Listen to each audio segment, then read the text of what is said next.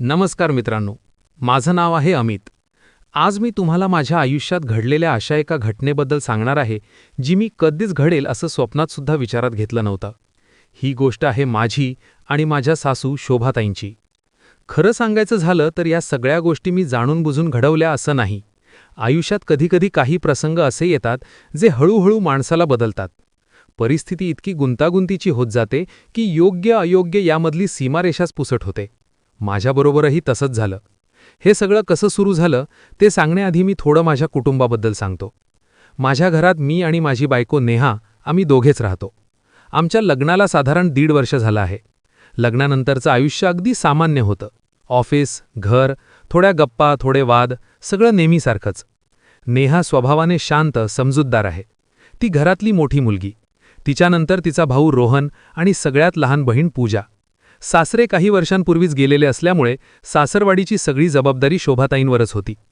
शोभाताई नाव घेतलं की अजूनही मन थोडं अस्वस्थ होतं. त्या केवळ माझ्या सासू नव्हत्या, त्या एक वेगळंच व्यक्तिमत्व होत्या. वय 40शीच्या आसपास असलं तरी चेहऱ्यावरचा तेजस्वीपणा, आत्मविश्वास आणि त्यांची देहबोली पाहिली की कुणालाही त्या तिशीतल्या वाटायच्या. नेहाच्या शेजारी उभ्या राहिल्या तर आईपेक्षा मोठी बहीण वाटायच्या. बोलण्यात मृदुता, वागण्यात सुसंस्कृतपणा आणि निर्णय घेताना ठामपणा, हे सगळं त्यांच्यात नैसर्गिक होतं. मी पहिल्यांदा त्यांना पाहिलं तेव्हाच मनात नकळत आदर निर्माण झाला होता. पण काळ जसजसा पुढे गेला तसतसं तो आदर कुठेतरी वेगळ्याच भावनांमध्ये बदलतोय याची मला तेव्हा जाणीव नव्हती. ही गोष्ट घडली ती रोहनच्या लग्नाच्या वेळी. लग्न असल्यामुळे मी आणि नेहा काही दिवस आधीच सासरवाडीला गेलो होतो. घर लहान होतं, 1 बेडरूम, 1 हॉल आणि छोटंसं किचन. पाहुण्यांची गर्दी वाढत चालली होती. घरात कायम गडबड, हशा, गाणी, लग्नाची तयारी. शोभाताई सगळं सांभाळत होत्या. पाहुण्यांचं स्वागत, कामांची आखणी, सगळ्यांशी प्रेमाने बोलणं. त्यांचा आत्मविश्वास पाहून मला अनेकदा आश्चर्य वाटायचं. लग्नाच्या आदल्या दिवशी घरात प्रचंड गडबड होती. सगळ्यांनी मिळून जेवण केलं. हॉलमध्ये बायका मेहंदी, गाणी, गप्पांमध्ये रंगल्या होत्या. हसणं, टाळ्या, ढोलकीचा आवाज, सगळं वातावरण आनंदी होतं. मी जावई असल्यामुळे शोभाताईंनी मला आणि नेहाला बेडरूममध्ये झोपायला सांगितलं. दिवसभर धावपळ झाल्यामुळे अंगात थकवा भरला होता. मी अंग टाकताच झोप लागली. मध्यरात्री अचानक माझी झोप मोडली. खोलीत अंधुकसा प्रकाश होता. बाहेरच्या आवाजांचा गोंगाट अजूनही सुरूच होता. माझ्या बाजूला कोणीतरी झोपलेलं आहे असं जाणवलं.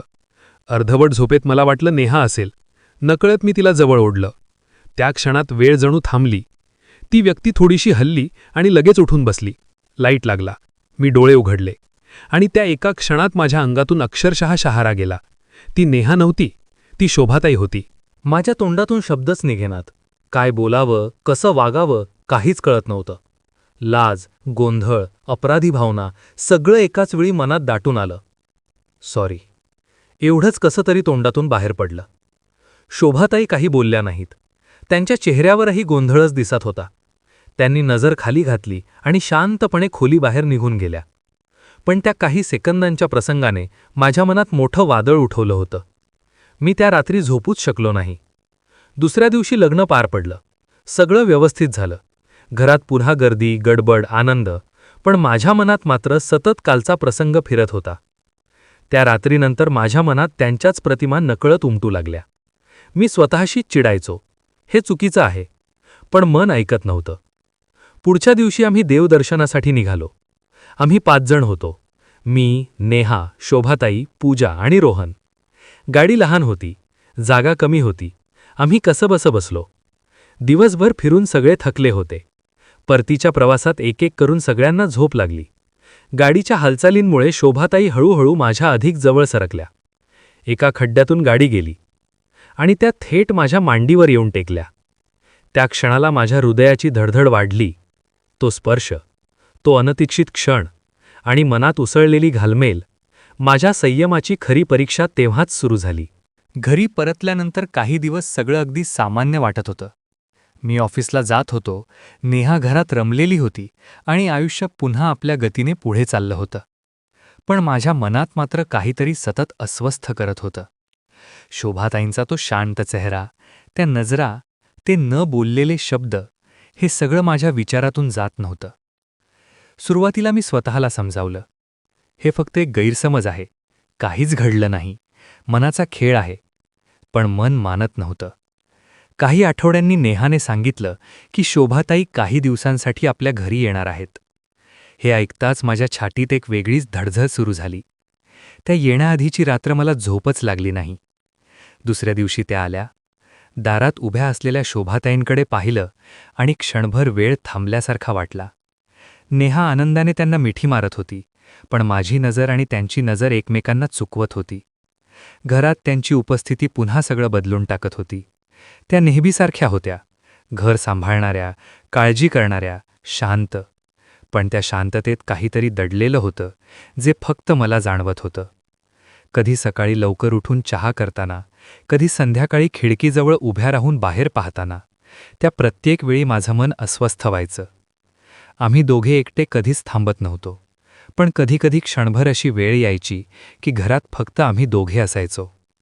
त्या क्षणांत शब्द कमी आणि भावना जास्त असायच्या. एकदा संध्याकाळी लाईट पुन्हा गेली. घरात अंधार, बाहेर पावसाचा आवाज. नेहा फोनवर बोलत होती, दुसऱ्या खोलीत. मी हॉलमध्ये बसलो होतो. शोभाताई समोरच्या खुर्चीत.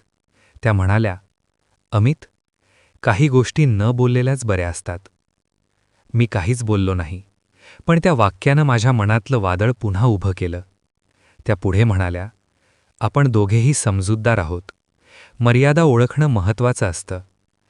त्या शब्दांत मला दिलासाही होता आणि इशाराही.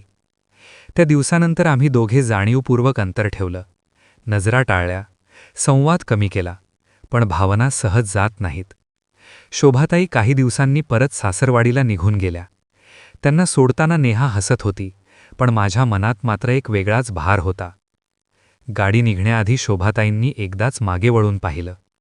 त्या नजरेत ना अपेक्षा होती, ना राग, फक्त स्वीकार. त्या गेल्यानंतर घर पुन्हा शांत झालं. आजही कधीकधी त्या आठवणी डोकं वर काढतात. मी स्वतःलाच विचारतो, काही भावना फक्त अनुभवण्यासाठी असतात का, की त्यांना पूर्णत्व देणं गरजेचं असतं?